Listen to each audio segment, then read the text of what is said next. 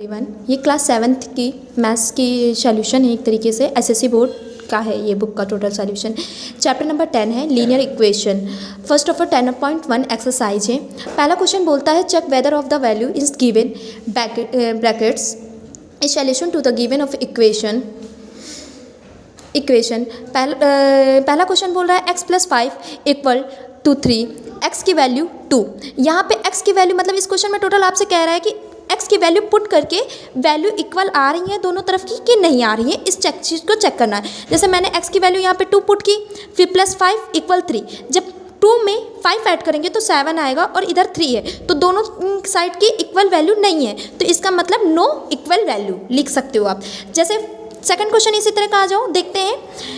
4x + 3 = 5, x की value -2। हम यहाँ पे क्या कर रहे हैं, x की वैल्यू -2 रखने पर इसका x की वैल्यू 2 माइनस का मतलब, अब यहाँ पे 4 है, 4 के बगल में ही x लिखा है, इसका मतलब बेटा x का मल्टीप्लाई 4 से होगा, तो x की वैल्यू मैंने क्या माना था 2 माइनस का, तो यहाँ से 2 का माइनस का ये है +3 = यहाँ पे 5।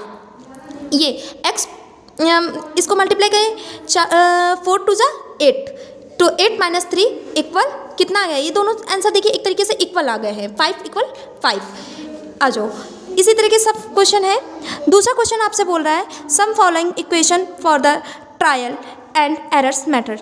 5x - 3 = 12। यहाँ पे पहली बार ट्रायल मैटर का मतलब होता है किसी भी वैल्यू को पुट आउट करना और फिर दोनों के इक्वल आंसर आ रहे हैं कि नहीं। जब तक वैल्यू आप पुट करोगे दोनों तरफ के इक्वल आंसर। पहले मैंने x के लिए 1 ट्राई किया है, जैसे 1 का वैल्यू रखा, जैसे अभी आपसे पिछला मैंने बता दिया था कि x की वैल्यू पुट करने पे सॉल्व करेंगे। 5 × 1 - 3 = 12।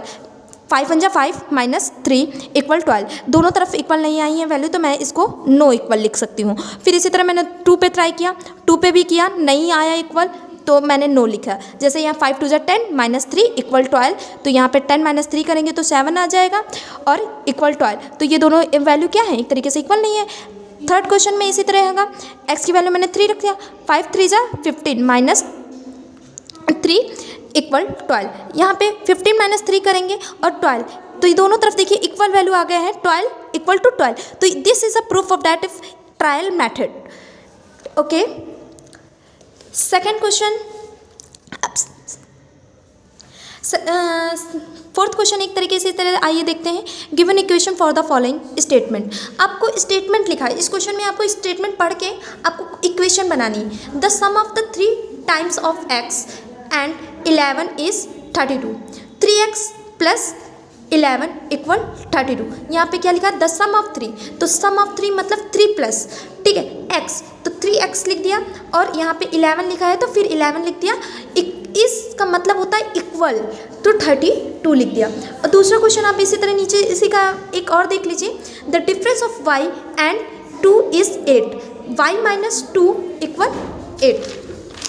आ जाओ बच्चा, फिर इसी तरह का 5th नंबर क्वेश्चन देखते हैं। 5th नंबर क्वेश्चन में होता है कि convert the following the question statement from 1।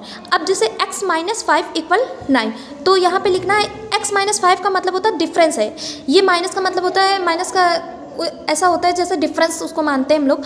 तो the difference of x and -5 is 9, ठीक है। 5y = 2p, 5y minus, sorry बेटा ये दिख नहीं रहा है, इसको हो नहीं पा रहा है। 5y - 20 = 1, तो 5 times of number y is 20, ठीक है। आ जाओ, सम इसी तरह क्वेश्चन होता है। आइए क्वेश्चन नंबर 6 देखते हैं। आपको कुछ हम सॉल्यूशन पूरे आपको डाल दे रहे हैं, आप लोग क्वेश्चन को देख सकते हैं। मैंने 1-2 आपको एग्जांपल्स पूरे सेट कर दिए हैं। आप इस चीज़ को नहीं समझ पा रहे हैं तो कमेंट करिएगा, तो मैं बताऊँगी पूरी तरीके से। फिर set of the one equation is the following the situation. जैसे क्वेश्चन, कोई भी क्वेश्चन है, जैसे राजू फादर्स एज 5 ईयर्स है, more than 3 times Raju age कितनी होगी उसकी फादर्स की। 44 years old, find the Raju age. पुरानी एज उसकी फाइंड करनी है। एक एज है 5 ईयर्स का, उसके मोर देन उसका 3 टाइम्स उसका राजू बड़ा है उसके फादर से। तो ये इस तरह से क्वेश्चन एक तरीके से। तो यहाँ पे मैंने क्या माना 3x + 5, क्योंकि राजू क्या मतलब राजू के फादर उससे 5 गुना मतलब 5 ईयर मोर देन है ना, तो 3x + 5 = 44। इसको अब हम क्या करेंगे, इसमें 5 डिफरेंस कर देंगे, माइनस कर देंगे, क्योंकि दोनों तरफ एज डिफरेंस होंगे तभी तो आंसर निकलेगा। तो 3x, अब मैंने यहाँ पे 5 माइनस किया था, 5 से प्लस माइनस 5 कट गया, यहाँ 45 में से 39 बचेगा, तो यहाँ पे 3 से मतलब माइनस किया, यहाँ 3x बचेगा, यहाँ पे 44 में से 5 चला जाएगा तो 39 बचेगा। तो यहाँ पे हमने 3 से डिवाइड कर दिया।